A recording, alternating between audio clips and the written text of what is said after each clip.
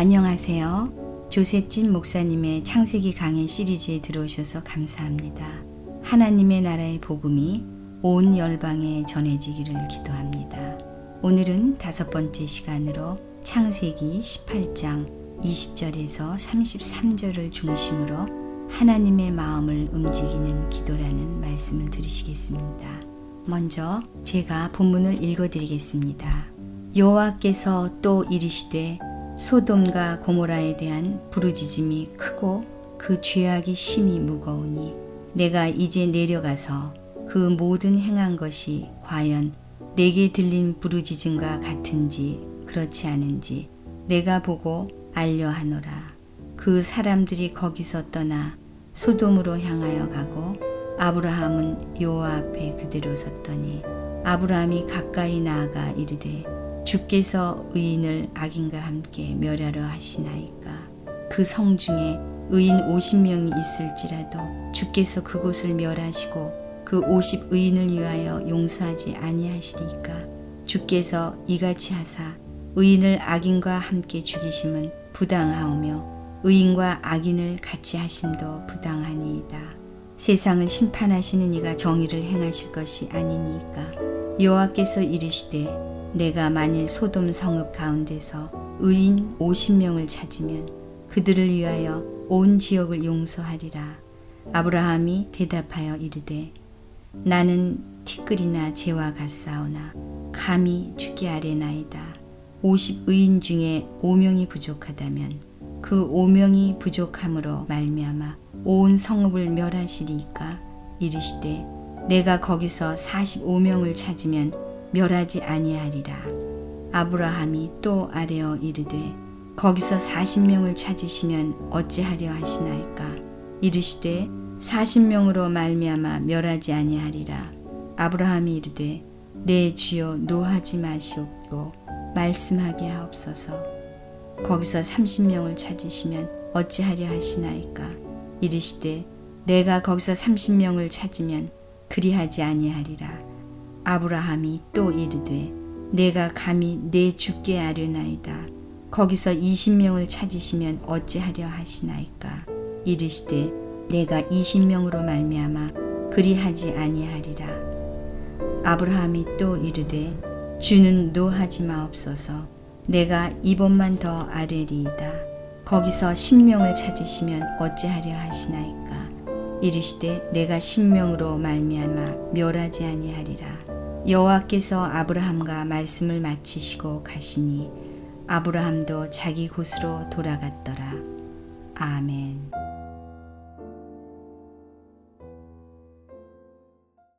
오늘 하나님의 말씀을 18장을 간략하게 설명하면 이렇습니다. 인간의 형상을 취하신 하나님께서는 두 천사와 함께 아브라함에게 나타나셔서 다시 한번 이삭을 통한 구원의 언약을 확약하십니다. 그리고서 하나님께서는 아브라함에게 소돔에 대한 심판을 통고하셨는데 이에 아브라함은 그곳에 사는 죄인들을 위하여 담대하게 끈질긴 중보 기도를 드리게 됩니다. 이처럼 본장의 내용은 크게 둘로 나누어집니다. 1절, 20절에서는 하나님과 친밀한 교통의 관계를 표현하고 있으며 21절, 33절에서는 이웃을 위한 아브라함의 중보 기도에 대해서 서술하고 있습니다. 한편 아브라함과 같이 하나님과 친밀하게 교통하며 사는 삶은 이 세상의 그 무엇도 좋게 비교할 수 없는 축복이라는 것입니다. 그리고 이웃의 기쁨에 함께 기뻐하며 이웃의 슬픔에 함께 슬퍼하는 것은 하나님과 교제치 아니하는 자는 진정으로 할 수 없는 일이라는 것입니다. 그러나 오늘날 하나님의 자녀로 부름받은 성도들은 그 크신 하나님의 은혜에 감사하며 날마다 그분께 더 가까이 나아가기를 힘써야 한다는 것입니다. 저는 저와 여러분들이 이러한 하나님의 친밀한 기도 관계 가운데 축복의 길로 나아가기를 주님의 이름으로 간절히 축원하는 바입니다. 오늘 하나님의 말씀 2절에서는 이렇게 시작합니다. 눈을 들어본 즉 사람 셋이 맞은편에 섰는지라 라고 말씀합니다. 여기서 아브라함이 본 사람이 누구인가 라는 것입니다. 여기서 세 사람이라고 하면 여호와 하나님을 포함해서 말하는 것으로서 한 분은 하나님이시고 나머지 둘은 천사입니다. 이처럼 하나님과 천사가 가시적인 사람의 형상을 취한 이유는 어디까지나 인간의 이해를 돕기 위함일 뿐이라는 것입니다. 왜냐하면 하나님께서 무형상적이며 시공간을 초월하시는 초월자로서 그 본연을 드러내신다면 유한한 존재인 인간은 그분을 완전히 이해할 수 없기 때문인 것입니다. 본장 3절에서는 아브라함은 가로되 내 주여 내가 주께 은혜를 입어 싸우면 원컨대 종을 떠나 지나가지 마옵시고 라는 말을 합니다. 여러분, 이 말씀 가운데 아브라함은 처음부터 길 가는 나그네를 천사로 알고 대접했는가 라는 것입니다. 그렇지 않습니다. 아브라함은 처음에 그들을 평범한 나그네인 줄로만 알았습니다. 이는 아브라함이 평상시에도 나그네 대접하기를 힘썼음을 잘 나타내주고 있습니다. 히브리서 13장 1절 2절 말씀에서는 이런 말씀이 있습니다. 형제 사랑하기를 계속하고 손님 대접하기를 잊지 말라. 이로써 부지 중에 천사들을 대접한 이들이 있었느니라 라는 말씀이 있습니다. 즉 이것은 아브라함의 삶이 항상 손님 대접하기를 힘쓰는 삶이었음을 보여주고 있는 것입니다. 이처럼 성도들은 자신과 이해관계가 없다 하더라도 외로운 사람, 나그네, 그리고 불행한 사람들을 돌보기에 힘써야 할 줄 믿습니다. 얼마 전 저희 교회에서 있었던 나눔의 경험을 함께 나누려고 합니다. 저희 교회는 버스 정류장 앞에 거리상에 있는 교회입니다. 그러다 보니 지나가는 나그네나 거리의 형제 자매들이 자주 들어옵니다. 그 시간은 시도 때도 없이 들어옵니다. 다행히 사택이 교회에 붙어 있어 그들을 섬길 수 있어서 얼마나 감사한지요. 한 번은 밤 11시가 넘는 시간에 한 형제님이 휠체어를 끌고 노크를 하는 것입니다. 그러고서 하룻밤 잠을 자고 갈 수 없겠냐며 자신이 휠체어에 싣고 있는 침낭을 가르치면서 이불은 필요 없으니 찬바람을 피할 수 있으면 좋겠다고 요청하는 것입니다. 그래서 안으로 들어오기를 요청했으나 냄새가 나니 미안하다고 하면서 굳이 사양하며 들어오지 않고 문 밖에 처마 밑이 좋다고 그곳을 허락하면 그곳에서 하룻밤을 자기를 원하는 것입니다. 그런 형제에게 열악하지만 안으로 들어오게 하여 잠자리와 음식을 제공한 적이 있었습니다. 그 형제는 마약을 하는 형제였던 것 같습니다. 온 몸에 문신이 있었고 밤새도록 잠을 이루지 못하고 잠을 자는 도중에서도 깜짝깜짝 일어나 한참 동안 일어나서 마약 때문인지 온몸을 떨며 괴로워하는 것입니다. 그리고 얼마 동안 신음하더니 지쳐 쓰러져 자는 모습을 보면서 얼마나 안타까운지요. 그런 형제를 보며 그 형제에게 하나님의 은혜와 국률하심이 있기를 간절히 기도하였습니다. 아침이 되어 형제에게 따뜻한 커피와 음식을 주면서 이제 어디로 갈 예정이냐고 물었습니다. 그때 그 형제는 자신의 처지를 고백하면서 자신은 샌프란시스코에 살고 있다며 치료차 몬트리에 와서 친구의 도움을 받다가 친구가 갑자기 떠나는 바람에 돌아가지도 못하고 이곳에서 방황하고 있다는 것입니다. 그러면서 자신이 이 교회로 찾아온 것은 아버지가 샌프란시스코의 한 작은 교회에 목회를 하셨던 분이셨기에 교회로 찾아오게 되었다고 고백합니다. 그는 목사님 아들이었습니다. 그리고 미안하며 또한 감사하다는 말과 함께 짐을 챙겨 떠나려고 하는 그 친구에게 마침 주님의 이름으로 어려운 이웃을 도와주라고 작은 물질을 허락하신 분이 있었습니다. 저는 바로 이 형제를 도우라고 미리 물질을 허락하여 주셨구나 하는 생각을 하게 되었죠. 그래서 그 형제에게 작은 물질을 주님의 이름으로 건네 주었습니다. 그 형제는 그 나눔에 감사하며 감동의 눈물을 흘리며 이제 샌프란시스코로 돌아갈 수 있게 되었다면서 기쁨의 눈물을 감추지 못하였습니다. 그렇습니다. 우리는 어려운 이웃들을 돌아봐야 합니다. 손님 대접하기를 잊지 말고 이로써 부지 중에 천사들을 대접하는 것 같이 성도들은 자신과 이해관계가 없다 하더라도 외로운 사람, 나그네, 그리고 불행한 사람들을 돌보기에 힘써야 할 것입니다. 이것이 진정 하나님이 원하시는 사랑의 나눔의 삶인 것이죠. 그럼 우리 모두가 되시기를 간절히 바랍니다. 이어서 본장 3절에서는 아브라함이 새 나그네에게 이렇게 말을 합니다.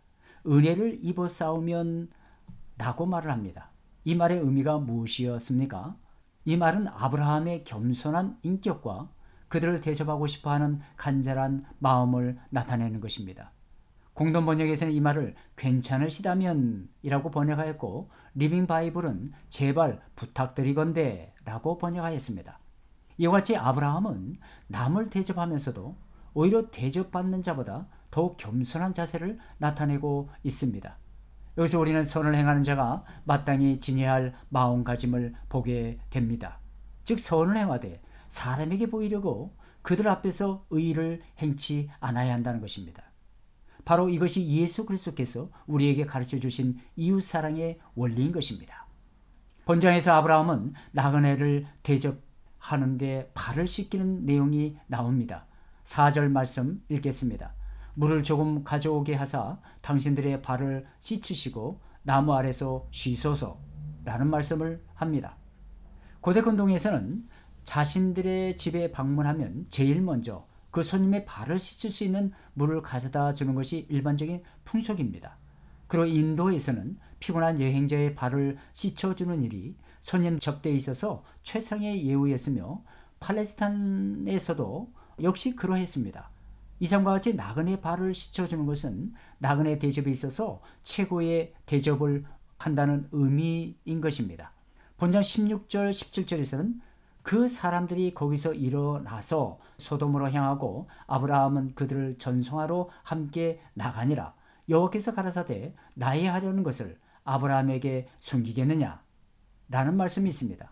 아브라함에게 대접을 받은 나그네들이 소돔성으로 가게 됩니다. 성경에는 소돔, 고모라, 아드마, 스보임, 소알과 더불어 시딤, 골짜기에 있었던 것으로 언급되어 있습니다. 그런데 소돔성의 사람들은 극도로 타락하였으므로 인류 역사에 있어서 이 소돔은 죄악의 도시의 대명사가 되었습니다. 특히 그 당시의 소돔의 성적 타락은 극도에 달했습니다. 아브라함은 이스라엘 민족의 조상이 될 뿐만 아니라 복의 근원이 될 사람이었습니다. 더욱이 그는 그 자식과 권속에 명하여 여호와의 도를 지켜 의와 공평을 행하게 할 사명을 지니고 있었습니다. 따라서 하나님께서는 자신의 불의한 자를 심판하시는 공의로우신 하나님이라는 것을 예언과 경고를 통해서 아브라함에게 가르쳐 주시고자 하셨던 것이었습니다. 본장에서는 하나님께서 심판하려고 하신 소돔과 고모라의 죄악의 특성이 무엇인가를 잘 설명하고 있습니다. 20절, 21절 말씀 읽겠습니다. 여호와께서 또 가라사대 소돔과 고모라에 대한 부르짖음이 크고 그 죄악이 심히 중하니 내가 이제 내려가서 그 모든 행한 것이 과연 내게 들린 부르짖음과 같이 그렇지 않은지 내가 보고 알려하노라 라고 말씀합니다. 그들의 죄악이 하나님 앞에서 가정한 것이었습니다. 그들의 지은 죄가 지극히 많았습니다.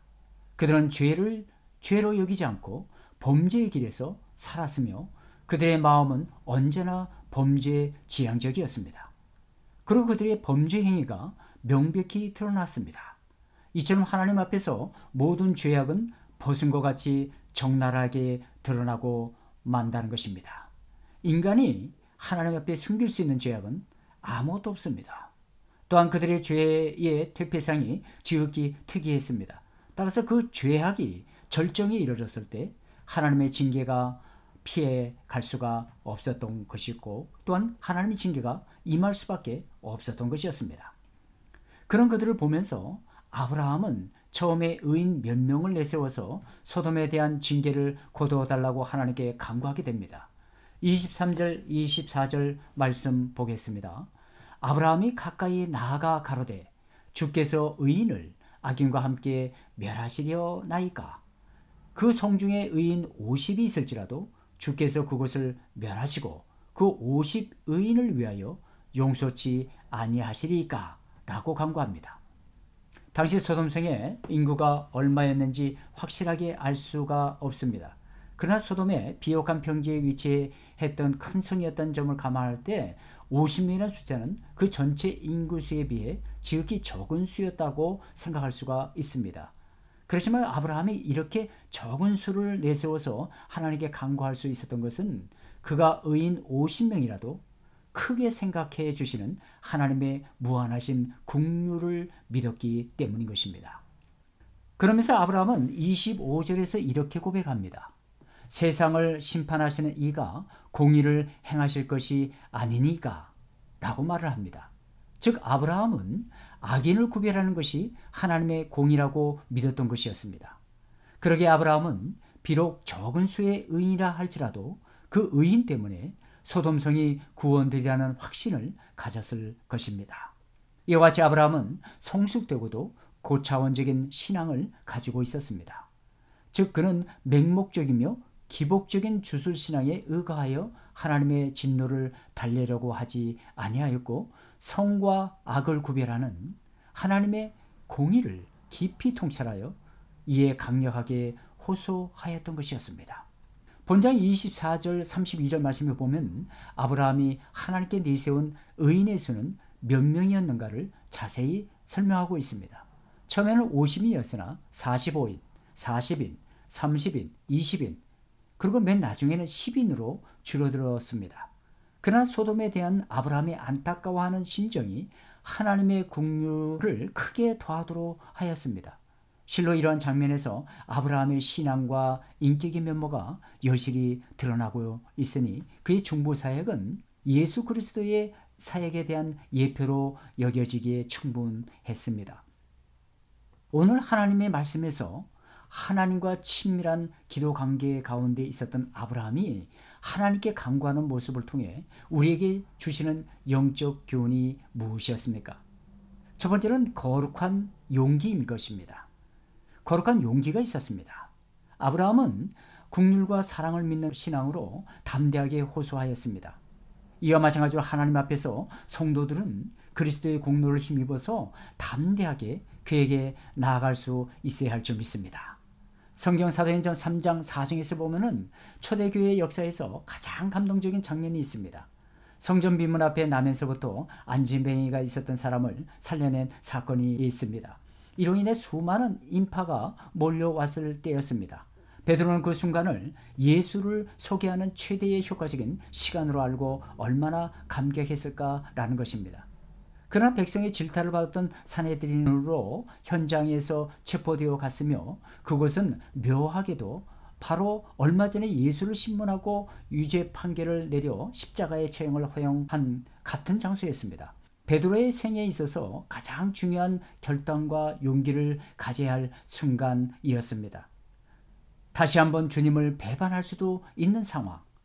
그랬기에 오히려 단호하게 타협을 거부했으리라고 짐작할 수 있습니다. 사도행전 4장 19절에서 20절에서는 베드로는 담대하게 이렇게 말을 합니다. 하나님 앞에서 너희 말을 듣는 것이 하나님 말씀 듣는 것보다 옳음과 판단하라. 우리는 보고 들은 것을 말하지 아니할 수 없다 하니 라고 말을 합니다. 베드로와 요한이 소설이 퍼른 산헤드린 공의 앞에서 당당하게 서야 했을 때 그들은 다음의 일이 어떠할 것인가를 뻔히 알고 있었습니다. 그것은 처절한 죽음이 기다릴 뿐이었습니다. 순교의 그림자가 자기 앞에 선명히 다가왔음에도 이를 거부한 그의 믿음은 단순히 천국에 대한 상상이 아니고 확신에 찬 고백이었습니다. 그래서 믿음을 가지기는 쉬워도 지키고 간직하기는 힘들다는 것입니다. 초대교회는 용기 있는 성도들의 공동체에 있음을 틀림이 없습니다. 그 용기의 원천이 바로 예수 그리스도였음을 말할 것도 없는 것이었습니다. 믿음은 매 순간 결단입니다. 종교개혁자 마틴 루터가 웹스성으로 소환을 당했을 때는 아무런 영향력이 없었던 일개 수도사였었지만 로마 캐토릭의 위력 앞에 서야 하는 순간의 태도를 보면서 그 경건함이 장엄한 산맥처럼 흔들림이 없었습니다. 만일 악마의 숫자가 웹스성의 기와장 수만큼 많아도 나는 거기에 가겠다라고 말할 수 있었음은 하나님의 말씀의 능력을 믿었던 믿음의 담대한 용기 때문이었던 것을 보게 됩니다. 저는 저와 여러분들이 이런 담대한 믿음의 용기를 소유하는 우리 모두가 되시기를 간절히 바랍니다. 두 번째는 신앙적인 겸손이었습니다. 아브라함은 자신의 무능력과 보잘것없음을 인정하면서도 피조물로서 창조주 하나님께 대한 두려움을 지니고서 간구하였습니다. 이처럼 하나님의 은혜를 받은 영혼은 그분의 국률 아래서 늘 겸손해질 뿐인 것입니다. 성경 사무엘하 7장 18절 말씀에 보면은 다윗 왕이 여호와 앞에 들어가 앉아서 가로되 주 여호와여 나는 누구오며 내 집은 무엇이건대 나로 이에 이르게 하셨나이까 라는 말씀이 있습니다. 여러분, 이 고백의 의미가 무엇입니까? 다윗의 왕위에 오른 후 하나님께서는 주의 모든 그의 원수들로부터 그에게 쉼을 주셨습니다. 그때 다윗이 선지자 나단에게 말하기를 자신은 백향목집에 거하는데 하나님의 괴는 휘장 안에 있노라고 하면서 안타까워했습니다. 다윗은 언제나 하나님을 사랑하며 신앙적인 겸손으로 하나님의 성전 건축을 위한 자신의 계획을 나타내었습니다.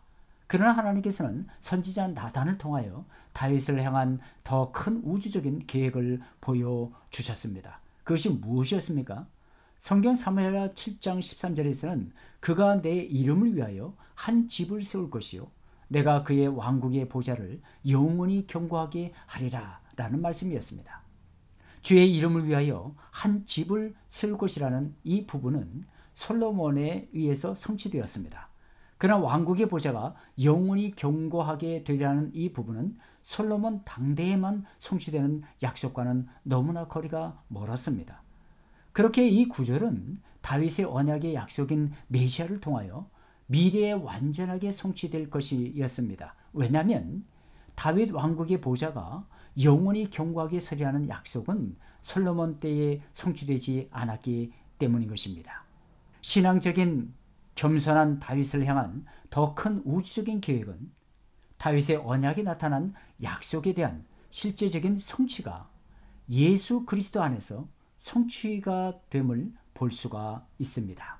누가복음 1장 32절에서 33절에서는 이런 말씀이 있습니다. 주 하나님께서 그에게 그의 조상 다윗의 보좌를 주실 것이며 그는 야곱의 집안을 영원히 통치할 것이요 그의 왕국은 무궁하리라 라고 말씀합니다. 예수 그리스도는 솔로몬을 통하여 다윗의 씨가 되지 아니하고 다윗의 언약의 성취를 위해서는 통치권적인 왕의 형태가 지속되는 것보다는 다윗의 씨가 순수하게 보존되는 것이 필요했던 것이었습니다. 다윗의 언약이 예수 그리스도 안에서 성취되는 것임을 확인한다면 다윗에게 약속한 그 왕국의 보좌는 아직도 미래의 사건임을 알 수 있습니다. 예수 그리스도께서는 지금 다윗의 보좌에 앉아 계시지 않고 하나님의 오른편 보좌에 앉아 계십니다. 믿으십니까? 그렇습니다. 다윗은 자신의 무능력과 보잘것 없음을 인정하면서도 하나님을 사랑하는 마음과 피조물로서 창조주 하나님께 대한 신앙의 겸손함과 두려움을 지니고서 강구했던 것이었습니다. 결국 메시아의 조상이 된 것입니다. 이처럼 하나님의 은혜를 받은 영혼은 그분의 국률 아래서 늘 겸손해야 될 뿐더러 또한 하나님 앞에 늘 낮아진 모습에 그 모습을 하나님 앞에 낮아진 모습으로 나가야 할 줄 믿습니다.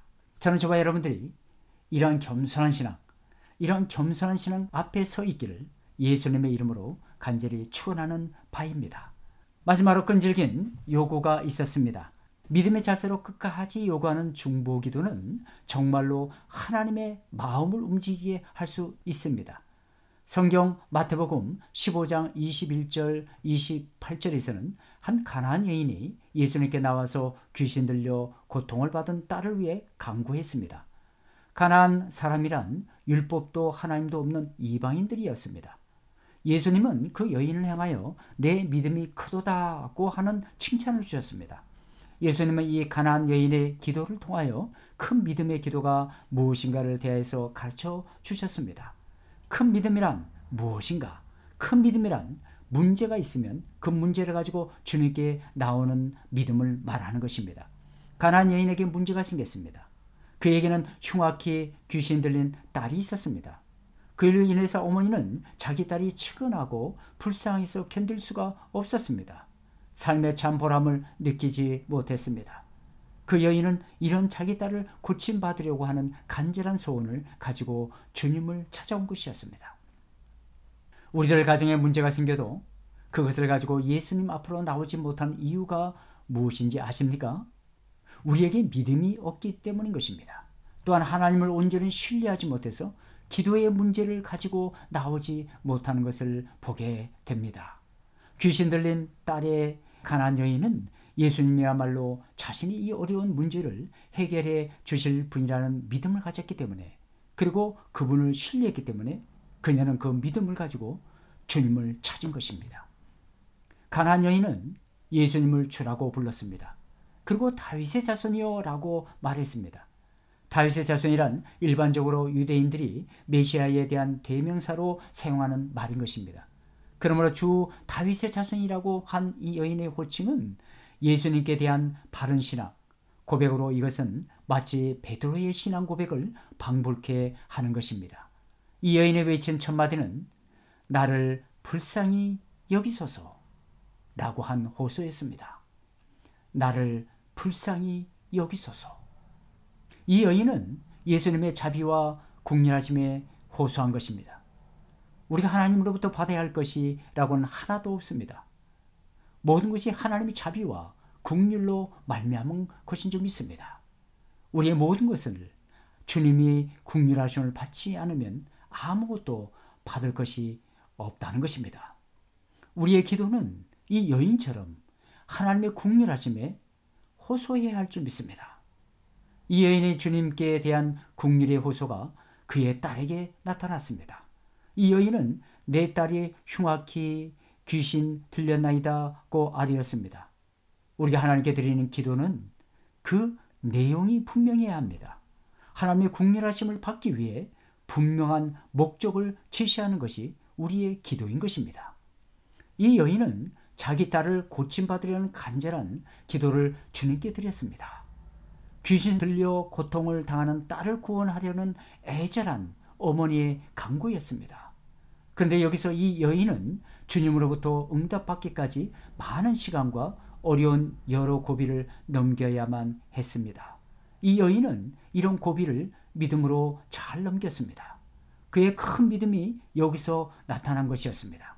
예수님은 이 여인의 기도를 들으셨지만 한 말씀도 대답하지 아니하셨다라고 말씀하고 있습니다. 기도의 응답은 하나님 편에서 내려주시기 때문에 그 시기와 방법은 오직 하나님의 권한에 속해 있는 줄 믿습니다. 그러므로 기도의 응답이 더디다고 포기하는 기도는 큰 믿음의 기도가 아닙니다. 가난안 여인에게는 훌륭한 믿음이 있었습니다. 한 말씀도 대답을 듣지 못했지만 그는 그의 간구를 포기하지 않았습니다. 주님의 곁을 떠나지 아니하였습니다. 이것은 기도의 인내를 말하는 것입니다. 기도하는 자가 응답을 받는 것이 아니라 인내하는 자가 응답을 받는 줄 믿습니다. 믿으십니까? 기도의 응답에는 두 가지 조건이 따릅니다. 하나는 꼭 응답을 받고야 말겠다는 결의와 간절함이 있어야 하는 것입니다. 다음에 구하는 자에게 응답해 주실 것을 믿는 믿음을 가지고 포기하지 않는 기도인 것입니다. 가난안 여인은 주님이 한 말씀도 대답하지 않으셨지만 그는 기도를 포기하지 않았습니다. 가난안 여인은 드디어 절망적인 상태에 이르게 되었습니다. 예수님은 제자들의 권면에 따라 단 한마디의 말씀을 들려주셨습니다. 그런데 그 말씀이 응답이라기보다는 절망적인 거절이었습니다. 나는 이스라엘 집에 잃어버린 양 외에는 다른 데로 보내심을 받지 아니하였노라 고 말씀하시는 것입니다. 여러분, 이 말씀은 그 여인에게 소망적인 말이 아니었습니다. 만약 이 가난안 여인에게 메시아에 대한 바른 믿음이 없었더라면 그는 낙심하며 포기했을 것입니다. 그러나 이 가난안 여인은 하나님의 자비하심은 이방인에게도 미친다는 믿음을 가지고 나갔던 것이었습니다. 가난안 여인은 주님의 말씀에 위축되어 물러간 것이 아니라 한 발자국 더 앞서갔습니다. 주여, 나를 도우소서. 주여, 나를 도우소서. 그녀의 기도는 끈질긴 기도였습니다. 그러나 이 여인은 모욕적인 말로 기도를 거절당했습니다. 주님은 자기를 도와달라는 가난안 여인에게 자녀의 떡을 취하여 개들에게 던짐이 마땅치 아니하니라 라고 말씀하십니다. 이런 주님의 태도는 이 여인에 대한 최종적인 기도의 응답의 관문이었습니다. 예수님은 이 여인의 이러한 어떠한 태도에 취할 것에 대하여 이미 그 여인의 마음을 꿰뚫어 보고 있는 것을 말씀을 통해서 발견하게 됩니다. 여기서 주님이 말씀하신 개들이란 낱말은 물론 이방인들을 가리키는 것이지만 예수님이 이방인을 개로 여긴 것은 결코 아닙니다. 다만 이 여인의 믿음과 겸손과 인내를 시험하신 것입니다. 가나안의 여인은 하나님의 자녀와 개의 구별을 인정했습니다. 자녀란 이스라엘 백성을 의미하고 이방인의 자기는 개라고 인정했던 것이었습니다. 이 여인은 주님의 말씀에 전적으로 동의하면서도 자비를 바라는 자신의 믿음을 다음과 같이 표현했습니다. 주여, 옳소이다. 주여, 옳습니다. 그렇지만은 개들도 제 주인의 상에서 떨어지는 부스러기를 먹나이다. 이 가나안의 여인의 믿음이 주님의 마음을 감동시키고 칭찬을 받은 것이 무엇이었습니까? 바로 옳소이다고 말한 그의 태도였습니다. 다시 말씀드리면 주님의 입에서 나오는 모든 말씀은 진리이기 때문에 우리는 무조건 옳소이다 라는 말을 나와야 한다는 것입니다. 이 같은 믿음으로 주님께 나가는 자들에게 우리 주님으로부터 내 믿음이 크도다 라고 칭찬을 들을 수 있습니다. 우리는 마땅히 가나안 여인의 기도를 본받아야 하는 것입니다. 그는 주님께 찾아 나온 후 한 번도 후회하거나 주님 곁을 떠난 일이 없었습니다. 응답이 없었지만 강구를 중단한 일도 없었습니다.